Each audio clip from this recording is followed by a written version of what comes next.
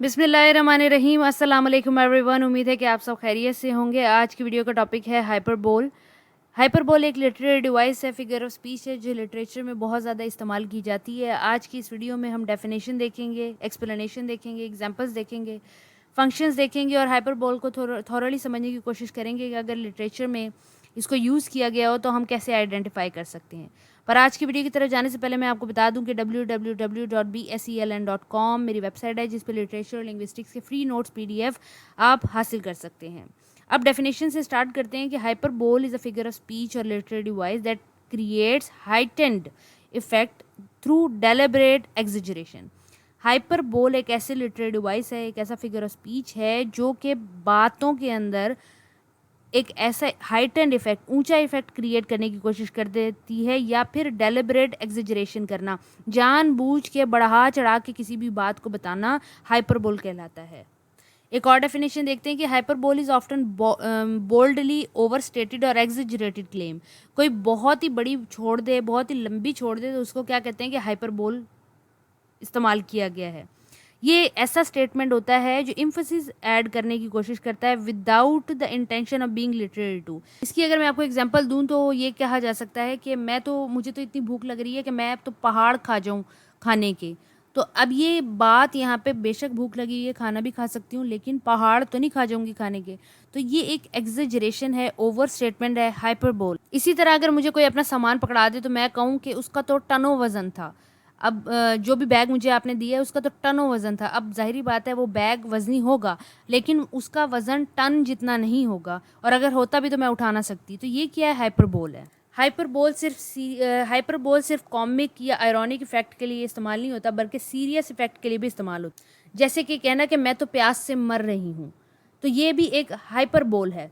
अगर इसकी एग्जाम्पल हम देखें डेली लाइफ के अंदर, I am so hungry that I could eat a horse. जैसे कि मैंने अभी आपको मिसाल दी, मैं इतनी भूख लग रही है मुझे कि मैं तो घोड़ा खा जाऊँ पूरा। या फिर एक और देखें, that purse look like it cost $1 million। ये पर्स इतना कीमती लग रहा है जैसे कि $1 million का हो। इसके अलावा I love you to the moon and back. He feels buried under a mountain of work. Work होगा, ओवरलोडेड होगा, लेकिन माउंटेन ऑफ वर्क से क्या मुराद? I am dying of thirst. The dog is the cutest thing alive. Obviously इससे भी ज़्यादा cute चीज़ें मौजूद होंगी लेकिन हाइपरबोल का इस्तेमाल किया गया है।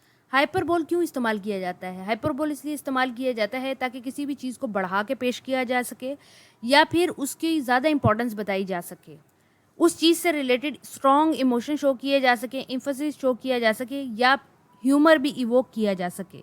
इसलिए hyperbole mostly advertising company slogan बनाने वाले इस्तेमाल करते हैं। जैसे कि एडवर्टाइजमेंट में जुमला आता है कि जहाँ डालडा वहाँ मामता, यानी कि डालडा ऑयल आपसे इतनी मोहब्बत करता है जितनी आपकी माँ आपसे मोहब्बत करती है। तो ये एक हाइपरबोल का इस्तेमाल है। इसी तरह ओलिवर गार्डन का स्लोगन है कि when you are here you are family, यानी कि जब तुम यहाँ होते हो तुम हमारी फैमिली हो। अब कोई भी किसी की फैमिली नहीं बन जाता लेकिन हाइपरबोल का इस्तेमाल किया गया है। ब्रेकफास्ट ऑफ चैम्पियंस, ये वीट्स का स्लोगन है, वो एडवर्टाइजमेंट में इस्तेमाल करते हैं। मतलब जो चैम्पियन है वो हमारा आटा इस्तेमाल करते हैं। इसी तरह फेडेक्स वाले क्या कहते हैं? When there is no tomorrow. Red Bull वाले क्या कहते हैं? Red Bull gives you wings, यानी कि रेड बुल पी के आपको ऐसा लगेगा जैसे आपके पर लग गए हो। ऐसा कुछ भी नहीं है, ये सिर्फ हाइपरबोल स्टेटमेंट है।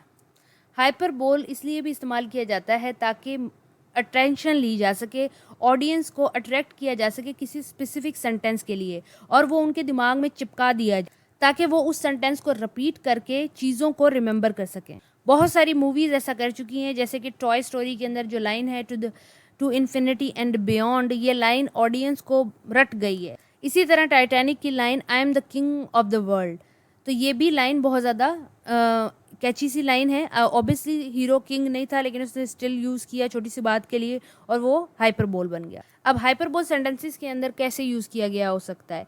जैसे कि Sarah's laughter could bring the entire building crashing.